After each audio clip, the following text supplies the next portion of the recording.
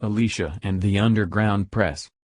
The only American newspapers that do not leave me in the grip of a profound physical conviction that the oxygen has been cut off from my brain tissue, very probably by an Associated Press wire, are the Wall Street Journal, the Los Angeles Free Press, the Los Angeles Open City, and the East Village Other. I tell you that not to make myself out an amusing, eccentric, perverse and eclectic and, well, groovy in all her tastes. I am talking here about something deadening and peculiar, the inability of all of us to speak to one another in any direct way, the failure of American newspapers to get through. The Wall Street Journal talks to me directly. That I have only a minimal interest in much of what it tells me is beside the point, and so does the Underground Press. The Free Press, the Evo, the Berkeley Barb, all the other tabloid-sized papers that reflect the special interests of the young and the disaffiliated. Their particular virtue is to be devoid of conventional press postures, so many of which rest on a quite factitious objectivity. Do not misread me. I admire objectivity very much indeed, but I fail to see how it can be achieved if the reader does not understand the writer's particular bias.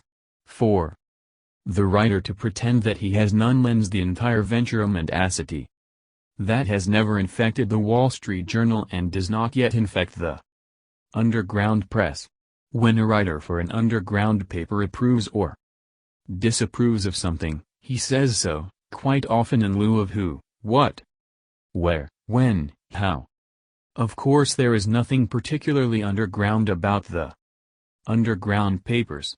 New York south of 34th Street is papered with the Evo. Los Angeles accountants pick up the Free Press at lunch on the Strip. It is a commonplace to complain that the papers are amateurish and badly written. They are, that they are silly, they are, that they are boring. They are not, that they are not sufficiently inhibited by information. In fact, the information content of an underground paper is low in the extreme. News of a peace march or of the defection of a rock group to the forces of exploitation, the group released a record, say, or accepted an engagement to play at Cheetah, advice from Patricia Maginnis on what to tell the admitting in turn if you start hemorrhaging after a Mexican abortion, feel perfectly free to tell them that Patricia Maginnis and or Rowena Gerner assisted you to get your abortion. Please don't incriminate anyone else. We are trying to get arrested. Other people aren't. Second thoughts from a 15-year-old narcotics dealer. You have to have a commitment to dealing as a lifestyle, or you can't do it well. Admonitions that speed kills. One issue of, say, the Free Press is very like the next 5 issues of the Free Press, and, to anyone who follows only casually the various schisms among drug users and guerrilla revolutionaries, indistinguishable from the Evo, the Barb, the Fifth Estate, the Washington Free Press. I have never read anything I needed to know in an underground paper. But to think that these papers are read for facts is to misapprehend their appeal. It is the genius of these papers that they talk directly to their readers.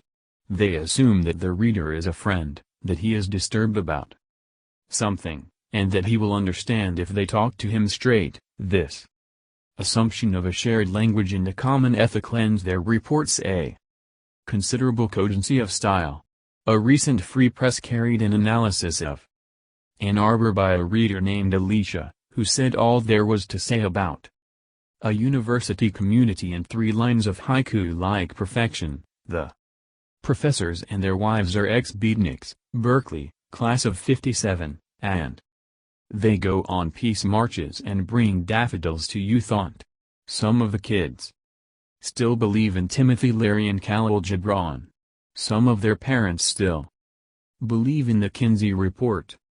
These papers ignore the conventional newspaper code, say what they mean.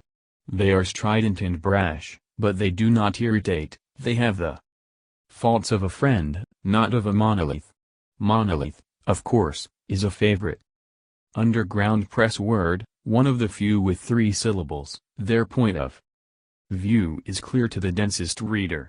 In the best of the traditional press there exist very strong unspoken attitudes indeed, and the fact that those attitudes remain unspoken, unadmitted, comes between the page and the reader like so much marsh gas. The New York Times brings out in me only unpleasant agrarian aggressions, makes me feel like the Barker's barefoot daughter in Carousel, watching the Snow children prance off to Sunday dinner with McGeorge Bundy, Reinhold Niebuhr, Dr. Howard Rusk. The cornucopia overflows. The cross of gold gleams. The Barker's daughter dreams of anarchy and would not trust the Snow children to tell her that last night it was dark. Below the level of the New York or the Los Angeles Times, the problem is not so much whether one trusts the news as whether one finds it. Quite often a monkey seems to have taken the entire bewildering affair from the teletype, throwing in a totem report here, a press release there.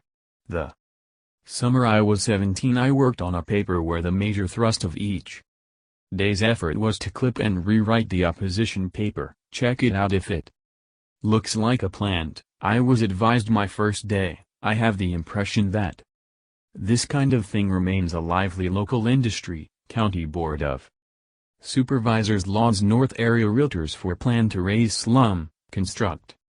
Howard Johnson's charity-minded debutantes inspect recently purchased machine for treatment of terminal cancer.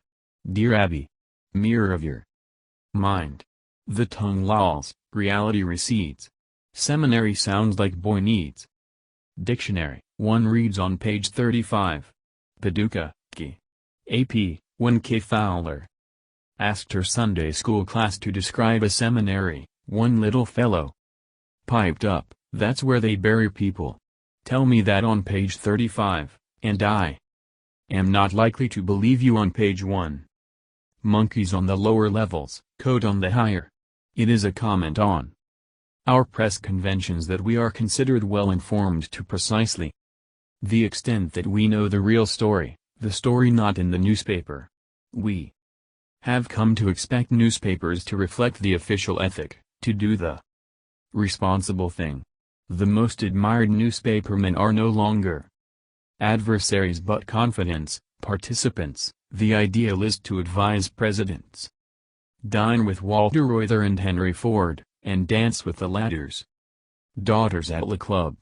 And then, heavy with responsibility, to file their coded reports.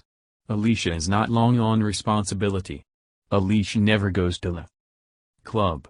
Alicia probably doesn't know anything about anything outside of Ann Arbor. But she tells me all she knows about that Arbor. But she tells me all she knows. Getting serenity.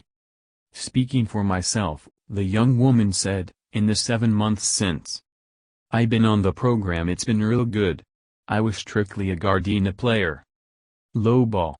I'd play in the night time after I got my children to bed, and of course I never got home before 5 a.m., and my problem was, I couldn't sleep then. I'd replay every single hand, so the next day I'd be, tired, irritable, with the children. Her tone was that of someone who had adapted her mode of public address from analgesic commercials, but she was not exactly selling a product. She was making a confession at a meeting of gamblers Anonymous I attended not long ago, 9 o'clock on a winter evening in a bungalow neighborhood clubhouse in Gardena, California.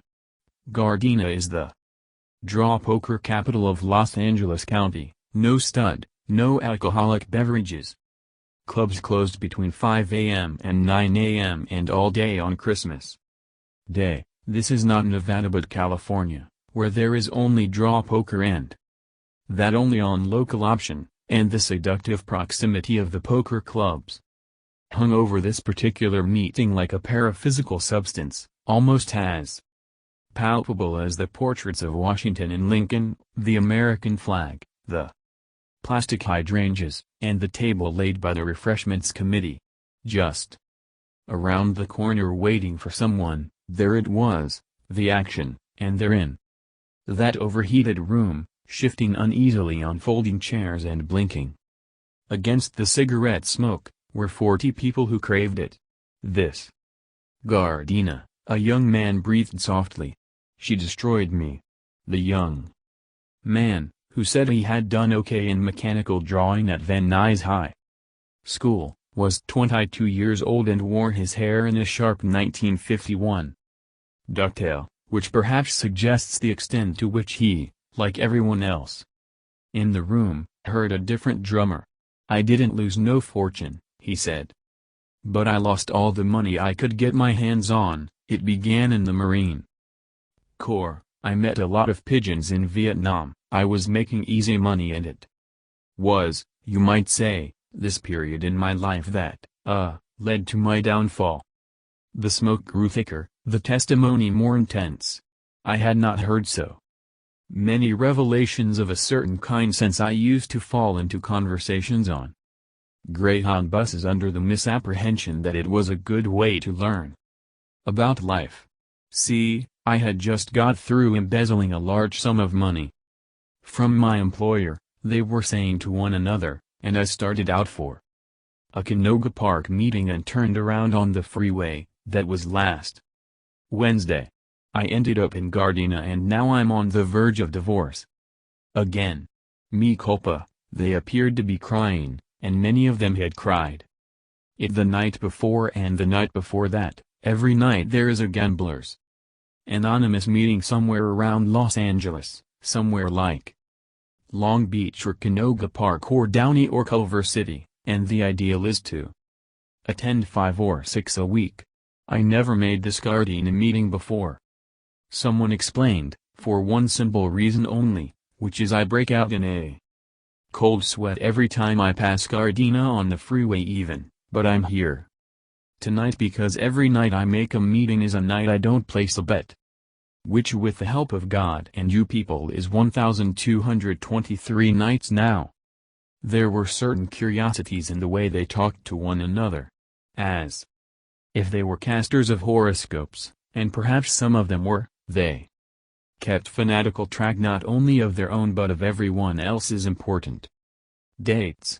December 3rd, 65, that was a bad date for me because that was the night I wrote the first phony check in the amount of $343, but it was an important date for Frank L. That date 1 year later made 8 months on the same job for Frank L., even though he subsequently lost it, which shows that some of us are struggling on the same date when others of us are slipping, which is the miracle of GA. They spoke in general as if from some subverbal swamp, snatching at phrases as they floated by.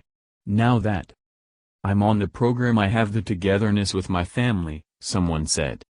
"And the most important thing I've gotten out of the program at the present time is my, mental thinking. As you all know, I reached my bottom that night of November 28 over at the Normandy Club," another said, "and after that I got serenity. That's my ideal," someone added. Getting serenity. There was nothing particularly wrong with any of it, and yet there was something not quite right, something troubling. At first I thought that it was simply the predilection of many of the members to dwell upon how powerless they were, how buffeted by forces beyond their control. There was a great deal of talk about miracles, and higher presences, and a power greater than ourselves. The Gamblers Anonymous program, like that of Alcoholics Anonymous, tends to reinforce the addict's own rather passive view of his situation. The first of the GA 12 steps involves admitting that one's life has become unmanageable.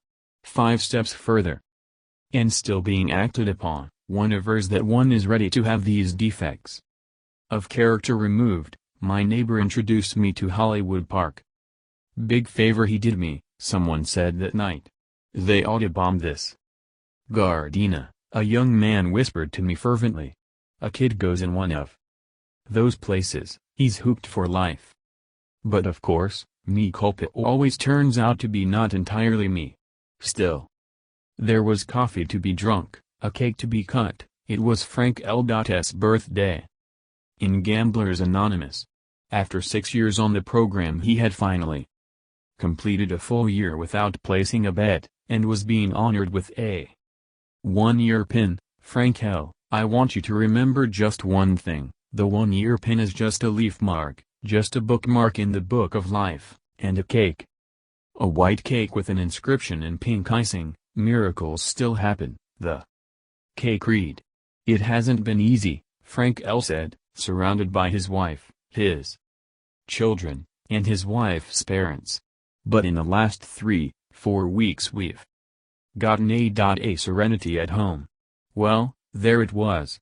I got out fast then, before anyone could say serenity again, for it is a word I associate with death. And for several days after that meeting I wanted only to be in places where the lights were bright and no one counted days.